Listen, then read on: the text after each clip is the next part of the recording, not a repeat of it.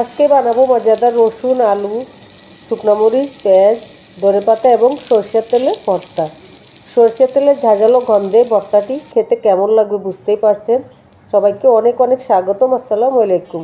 প্রথমে একটি তাওয়া বসিয়ে সরষের তেল দিয়ে কয়েক টুকরো পেঁয়াজ দিব, কয়েক কোয়া রসুন দিব, কয়েক টুকরো আলু দিয়ে দিব। একটু নেড়ে চেড়ে স্বাদ মতো লবণ দিয়ে আলু, পেঁয়াজ, রসুন যখন লাল লাল করে ভাজা হবে তখন কয়েকটি শুকনো মরিচ দিয়ে দিব। আলু, পেঁয়াজ, রসুন ভালো করে ভেজে উপরে কিছু ধনেপাতা দিয়ে দিব। অফ ক্যামেরায় আরও কিছু লবণ দিয়ে দিব। এরপর একটু ঠান্ডা হওয়ার অপেক্ষা। ঠান্ডা হলে শিলপাটায় ভালো করে বেটে নিব।